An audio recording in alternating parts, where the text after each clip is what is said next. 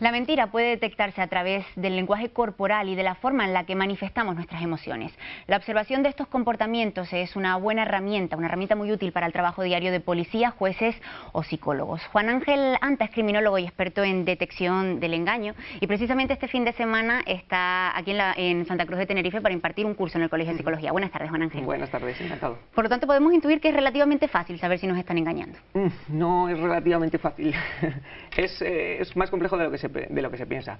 Cuando hablamos de comunicación no verbal, bueno, verbo corporal, la llamamos nosotros, pues tiene que ver mucho con qué decimos, cómo decimos y luego lo que hacemos al decirlo. No es tanto como suele salir otras veces en la televisión, que si se ha tocado la nariz es que está mintiendo. Es mucho más complejo que todo eso, está más basado científicamente, hemos hecho muchos estudios sobre ello y lo que tratamos es de conseguir que la comunicación de esa persona, ver si es armónica o no es armónica, ¿de acuerdo? Si es armónica, si coincide lo que nos dice con cómo nos lo dice, con qué es lo que está haciendo su cuerpo cuando nos lo dice, y cuando nos referimos a su cuerpo nos referimos a la cara, los gestos que hace, diferentes tipos de emociones y lo que hacemos nosotros con el cuerpo, con las manos, si nos echamos hacia adelante, hacia atrás, cuando todo eso coincide, cuando todo eso es armónico, cuando todo eso es congruente, entonces no tendríamos indicios para decir que es mentira, sino si es incongruente, si hay unos determinados fallos que nosotros tenemos analizados, pues entonces diremos, bueno, estos son indicios de engaño.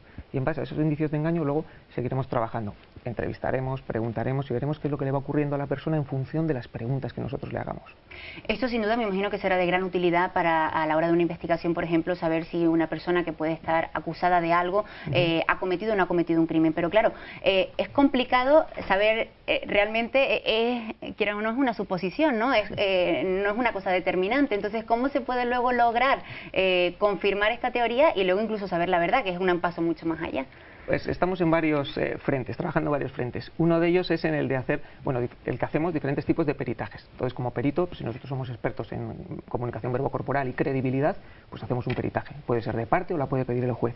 Entonces nosotros avalamos lo que hayamos ido viendo en esas entrevistas con las grabaciones que se hayan podido hacer y vamos dando nuestras pautas, ¿vale? Vamos recogiéndolas en un cuestionario y al final vamos diciendo, bueno, este discurso en este apartado es más creíble, menos creíble, poco creíble o nada creíble, ¿de acuerdo? Entonces, en cuanto a peritaje, eso.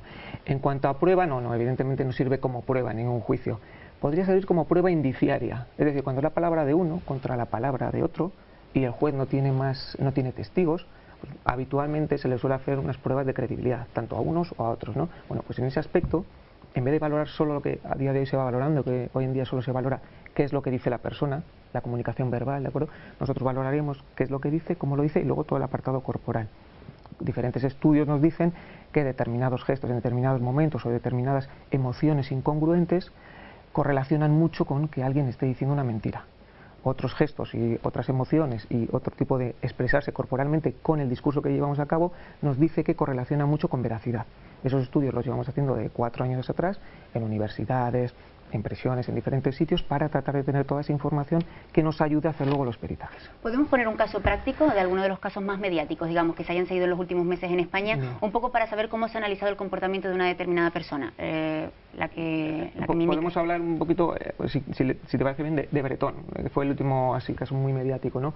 Bueno, pues en él se hablaba mucho sobre todo del tema de la cara, que no mostraba expresiones con la cara. Sin embargo, al analizarlo pues nosotros veíamos que era todo lo contrario, que cuando el juez le estaba interpelando, cuando le estaban preguntando, ya no cuando estaba observando, sino cuando él era interpelado, ahí mostraba diferentes tipos de emociones congruentes e incongruentes.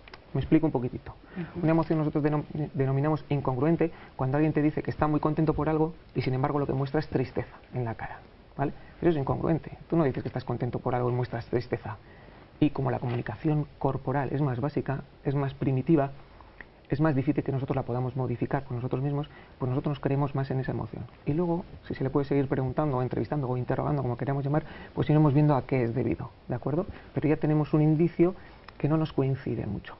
Básicamente es eso, no es solo, y no solo en cuanto a vídeos, en este caso solo vídeos, ¿vale? Porque no le hemos podido preguntar lo ideal en hacer cualquier tipo de valoración, de credibilidad, del que sea, de una persona mediática o de un político, en la televisión o del que sea. No sirve para todo, para analizar todo, ¿no? Tomar muy buena nota. Sería todo ese campo, ¿de acuerdo? En el caso de los políticos, por ejemplo, que tienen muchísimo asesoramiento, siempre hay una persona detrás de ellos que les dicen cómo actuar, cómo no actuar. ¿Esto es posible controlarlo? Estábamos hablando de emociones que son muy primitivas, pero una persona formada es capaz de engañar sin que se le note. No, es muy complicado. es relativamente es muy complicado y mucho más para los que conocemos del tema, para que no trate de engañarnos a los que conocemos como expertos, ¿de acuerdo? Porque tienes que imbuirte de eso que te están asesorando que forme parte de ti. Si a ti te dicen que hagas un gesto, me voy a meter un berenjenal, pero y lo haces todo el rato, ¿de acuerdo? Queda falso. Ahí lo dejamos. ¿Desde cuándo se dedica tiempo a estudiar esta observación, ¿no?, del lenguaje?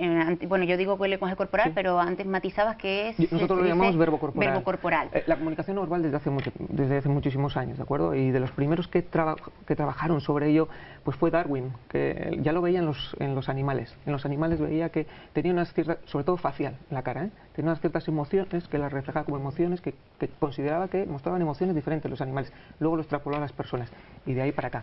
Pero el lenguaje corporal se ha utilizado toda la vida. Los romanos lo utilizaban cuando estaban en los foros romanos para indicar, pues, estoy de acuerdo o no, o ok, o utilizaban, siempre hemos utilizado el lenguaje corporal.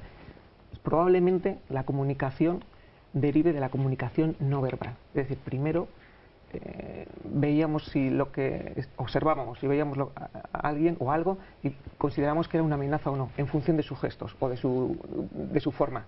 Y después empezamos a utilizar los sonidos guturales. Bueno, sin duda es muy interesante, muy útil a la hora, desde el punto de vista profesional, para psicólogos, criminólogos, policías, como estábamos diciendo, que estarán tomando muy buena nota este fin de semana con ese curso que impartes en el Colegio de Psicología, y también pues para los ciudadanos de a pie, que seguro que por lo menos alguna aplicación práctica se nos ocurra a todos en estos momentos. Muchísimas gracias, Juan Ángel, por estar esta tarde con nosotros. Encantado. Hasta luego. Hasta luego.